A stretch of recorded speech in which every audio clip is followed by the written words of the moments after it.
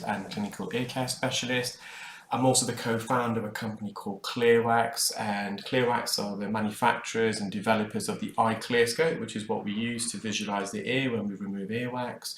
We also train ear professionals in endoscopic earwax removal, and we have an online portal where members of the public in the UK can find their nearest earwax removal specialist. So if you've got a blocked ear and you live in the UK, visit our website www.clearwax.co.uk, enter your postcode or your town or city, and you can then arrange your appointment with your local specialist.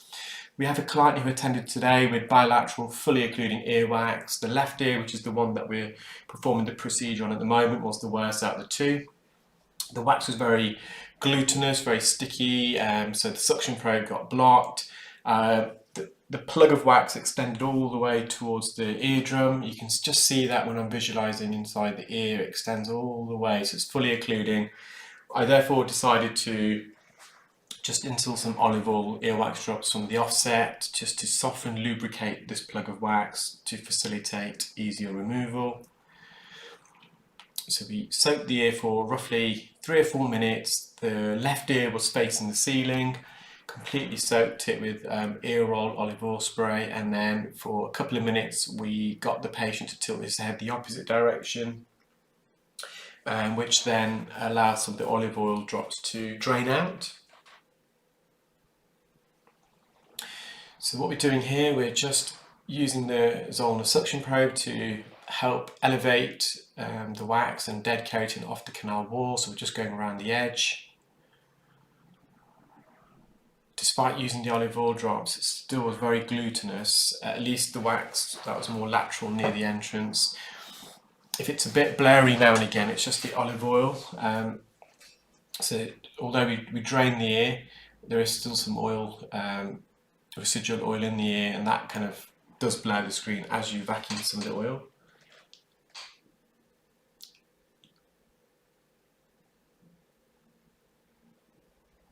Because this wax extends all the way towards the eardrum, it's difficult to use a Jobson horn, because what would have happened, you would have got the Jobson horn into the wax, and because the wax is quite mushy in consistency, quite loose I would say, you would have just dissected the wax with the Jobson horn and in a way squashed it on the base of the ear canal.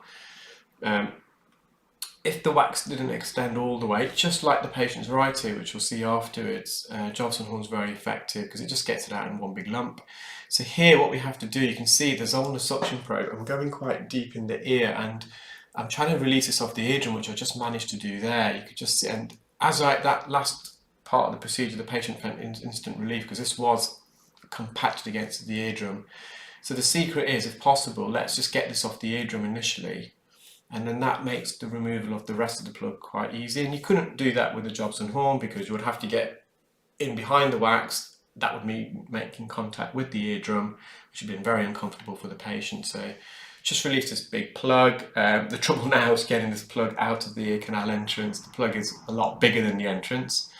So in most people's ears, the entrance is narrower than the rest of the ear canal in some segments. So the ear canal generally protrudes outwards.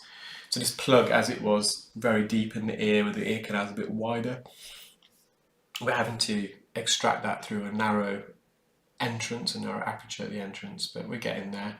I often joke with patients, it's like giving birth. I can see the head of the baby, the head of the wax in this case.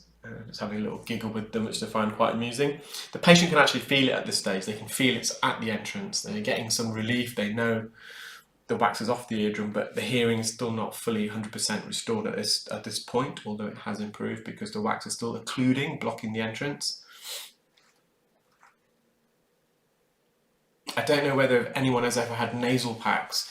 I've had broken nose several times, so I've had some nasal packs inside my up my nostrils, and it's the worst feeling ever when they remove that. It feels like they're pulling your brains out through your nose. It's absolutely horrendous. I wouldn't wish it upon my worst enemy. And I suspect moving big plugs of wax feels very similar to some people. So just to the right side, so this side, it's not as occluding. This is the better ear out of the two. So just started off with the Zollner suction probe, but you'll see that here the wax is a bit glutinous. It's a bit matted as well.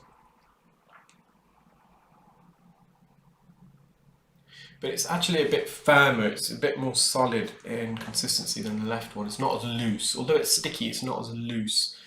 So the left side, I'm just trying to think of a better way of kind of describing it, but it was a bit like soft poo. Yeah, you go into with the Jobson horn, it will just dissect it. The right side has got a bit more texture, a bit more purchase, so you can see it's a bit drier there. It's not as loose. Although it's sticky, it's not as loose. I'm just trying to wriggle this out. It's a bit of matted wax. So we're not at the entrance. You know that we're at the entrance because there's a lot of hairs. The hairs in the ears, the follicles for the cilia, that's what we call the hairs in the ear, they're on the outer third of the ear canal. Very rarely do you find hair follicles in the inner 2/3, the bony part of the ear canal. So if ever you see loose hairs in the ear canal, you know either a cotton bud's been used or a Q-tip, or the patient's been shaving the hairs in their ears. So I'm just going in with, just gliding in with the Jobson horn at the roof of the ear canal. There's enough of a gap there, and I'm just slowly bringing this forwards. And because the wax, so this first bit did dissect it, but when I just get in this remaining part, I can see the eardrum just in the distance, and this wax is a bit firmer.